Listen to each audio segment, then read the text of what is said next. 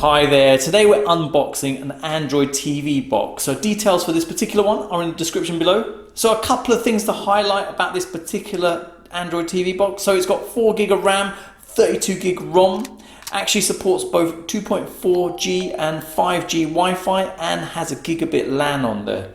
Also supports video resolution of up to 4K, has Bluetooth built in as well.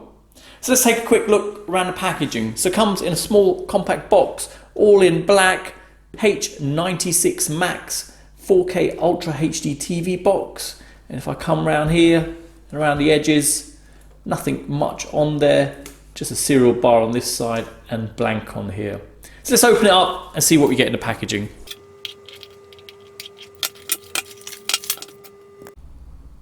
Okay, so I've laid out all the items you get in the packaging, so let me quickly go through them one by one. So initially you get a user manual. So if I open that up, it's a small booklet, all in English, just showing how to set this up. Looks very straightforward. Okay, next you've got a remote control.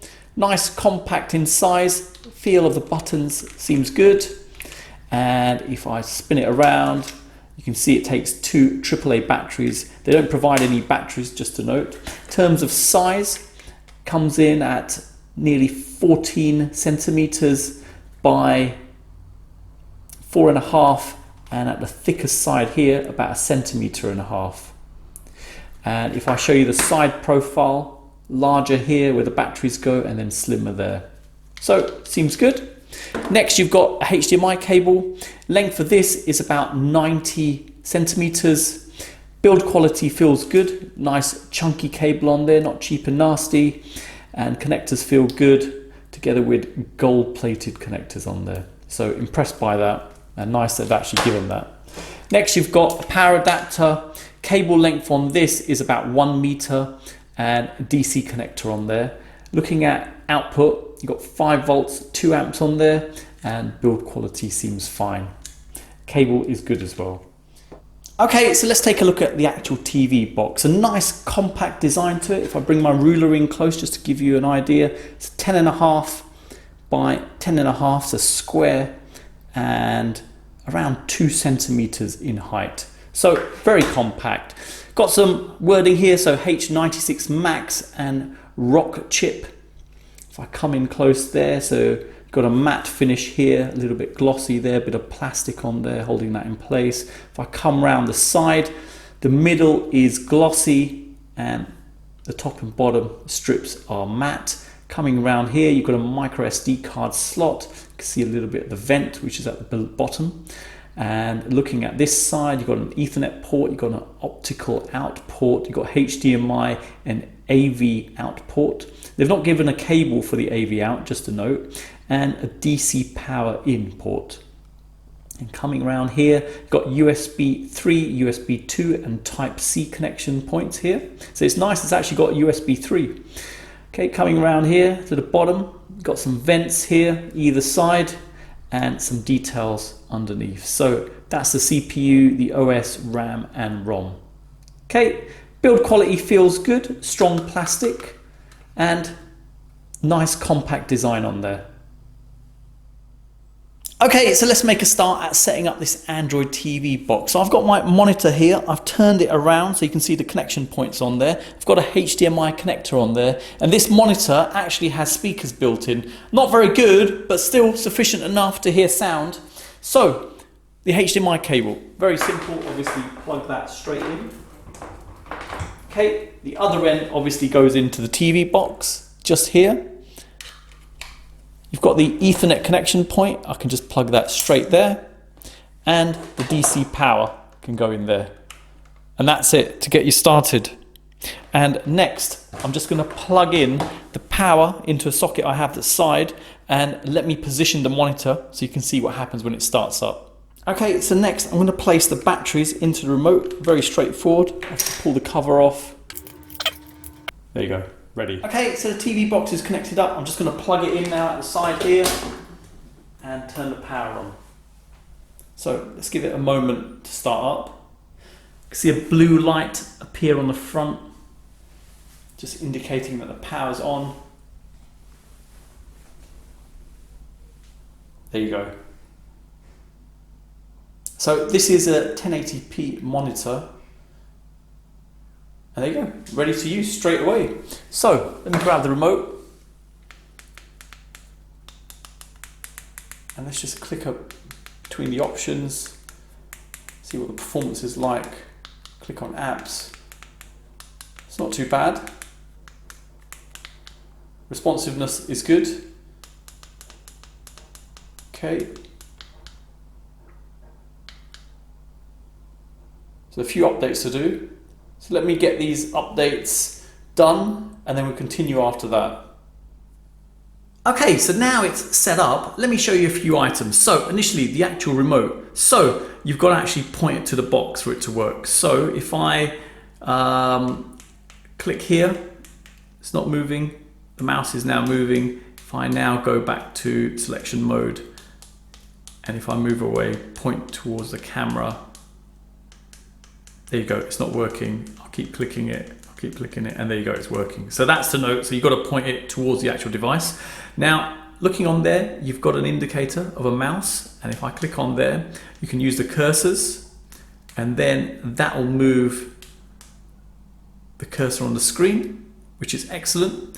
It can feel a bit clunky using it like this, and let me show you the example. So if I go to YouTube, and we go to, for instance, let's go to Geek Street Travels. And you see, it just takes a while moving along like that. So you just got to be prepared to go between, obviously, the mouse option and the cursors to easily use this. Okay, so let's go back. So I'll click the back there. And the other thing to note, if I go to a browser, for instance, similar to a normal Android device, if I just click in there, a keyboard appears. So again, you can either use the cursor, as you can see, it's just moving on the screen to pick your letters, or you could use, if I flip out of there, you can select it like so. So good functionality that you've got, and you've got to be aware, obviously, you've got to be pointing at the device for it to work. Now, the other thing I wanted to show is, let me move the camera down a little bit. You can plug in a keyboard and mouse. Obviously, you've got two USB slots, so I can use my keyboard and mouse, and if I just start typing, so let's go back to the browser. So just like a computer, click delete, and YouTube, Geek Street. So good, you could plug in a keyboard and mouse and obviously control it like that. That's one way of doing it. Okay, next, if we come out of that, clear all, and let me show you the actual Android version on here. So if we scroll down, and we saw it a moment ago, but there you go, 7.1.2 on there. Storage wise, let me show you that as well. So if I come here, 7.06 gig used of 32 gig. Okay, so next, let me show the web browsing on here. If I open up a browser, and I'm going to be using my keyboard and mouse, just easier to navigate. I've got a number of pages open here. Let's just open them up, see how it copes with them. Usability seems good, nice smooth motion on there. Obviously I'm using my mouse to navigate. Let's go to Amazon next. Argos now. So obviously it's loading all these pages in, so it needs a moment. Performance seems good. Obviously I have got an Ethernet connection on there, and it's a LAN, a Gigabit LAN. And there you go. Seems to be coping well. Let's type in news next.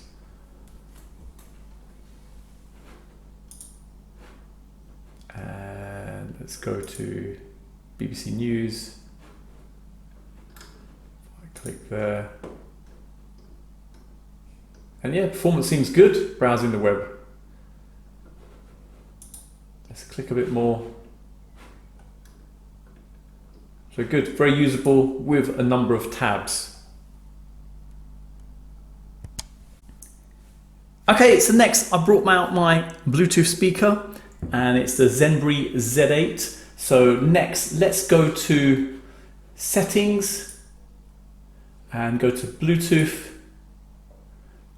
Let it find it, which it has. Pair it up. Device paired. There you go, paired up.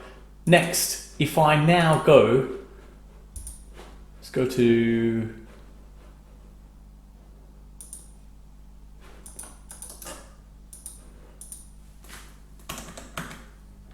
okay, so if I now go to YouTube, let's go to the Geek Street channel and let's play this one here. So G29.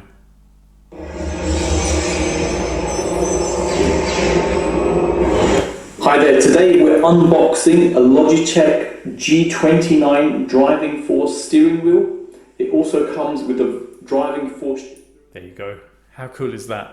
So you can pair it to a Bluetooth speaker and obviously get the sound coming out of that. So excellent bit of functionality in there. Okay, so next let's test out some gaming. So I've got an Android gaming controller here by GGMM. I've got some details in the description below for anyone thinking of purchasing. So there you go. This is Real Racing 3 and performance wise it seems really good. Very responsive. And picture clarity seems really good on there, graphics reasonable. And there you go. Working well with this. Okay, so here's a small snippet of PUBG running, and it seems to be running quite well. And no sort of lag or anything. I've moved the graphics setting to normal mode. Won't go any higher on this. It says it's not available so far, but seems good and playable as well. Okay, so next I'm streaming a video on this on YouTube. This is one of our videos on our travels channel. So this is Geek Street Travels, and picture quality is great. No buffering or lag or anything like that. Very smooth. And just to note, obviously this display is just 1080p, so you're not seeing 4K, even though this video is 4K. Now, if I click on here, okay, let's go for this one, because I know that's 4K, and just show their resolutions available. So obviously it just goes up to a maximum of 1080p, 60 frames per second. Let's go back to the video and just show. Really good, have to admit, really good. Okay, so next, let's have a look at the apps that come on here. Obviously I've installed a few apps already, but we can see if there's any sort of bloatware on here. So I've installed this benchmarking software. China Tunnel, oh, that's a bit of an odd one there. Happy Cast, I guess that's casting software. PUBG Mobile, I put that on. Carry on going. Real Racing 3. Word, I've put that on. So if we keep going, let's see what else there is. Doesn't seem too bad from what we're seeing in terms of bloatware. Just keep going. I don't know what that is. Loading, maybe that's a loading screen. And that one there. So there is a little bit, just to note. Obviously I'm not fully aware of what this is. Obviously that last one's in Chinese, so keep that in mind so you know what you're expecting. Okay, so next let's do a benchmark test. So I've got my benchmarking software here, and I'm just going to click the test button to kick it off. So let's give it a moment to go through the test.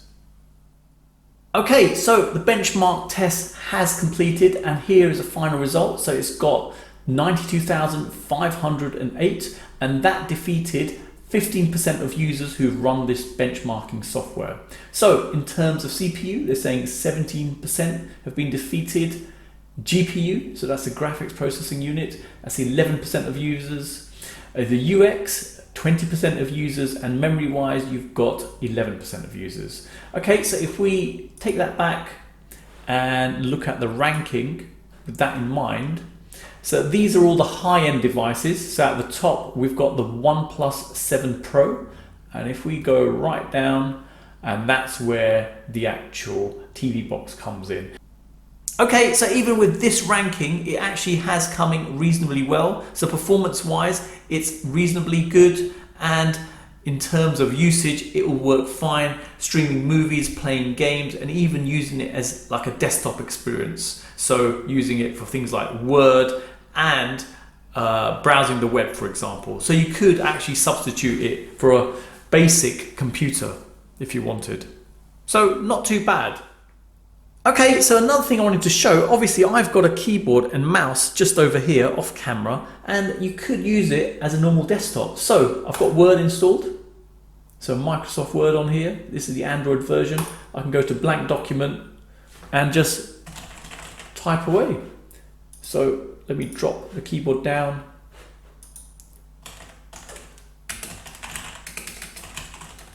And there you go. Fine as a general word processor as well, so you could use it as a substitute for basic desktop. Okay, so for my next test, what I've done, I've disconnected the Ethernet cable from the device, connected via Wi-Fi, and my Wi-Fi router isn't too far away, and we're going to try playing a video off YouTube. So let's go to our travels channel. And let's pick a video. So let's go for a recent one. So Covent Garden. Okay, so it's running at 1080p 60 frames per second. And let's give it a moment just to play and just see the performance. So very smooth, doesn't seem to be struggling. Obviously, as I've said, my Wi-Fi router isn't too far away from here. So obviously that's going to be a contributing factor.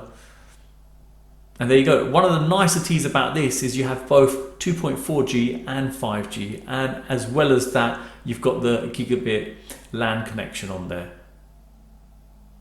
So there you go. Works really well over Wi-Fi as well.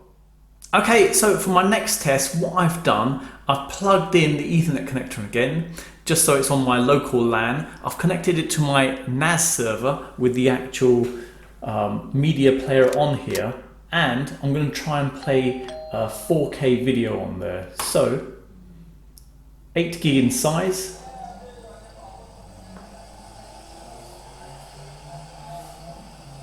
And there you go. Obviously the resolution you're seeing at the moment isn't in 4K, but gives you an idea it can cope with those size of videos. And obviously this is coming straight off my NAS server onto this device. So you can see subtle bits of juddering sometimes on there, but really not too bad. So this is footage straight from a GoPro. It's a GoPro Hero 6. So yeah, managing quite well to play this. Okay, so you've seen the unboxing and setup of this Android TV box. Works really well. In terms of streaming, no issues with that. Can work with streaming movies directly from your local network as well. Not much to actually configure on this in terms of setup. Sort of comes pre-installed. There is a little bit of bloatware in there, so obviously be aware of that. You should be able to disable that somehow. In terms of additional functionality, it even has Bluetooth on there, so you could link it up to a separate Bluetooth speaker like I did here, and it did work well with that. So there you go. Hope it's helped anyone thinking of purchasing this. Details are in the description below. Thanks for viewing, and don't forget to like and subscribe.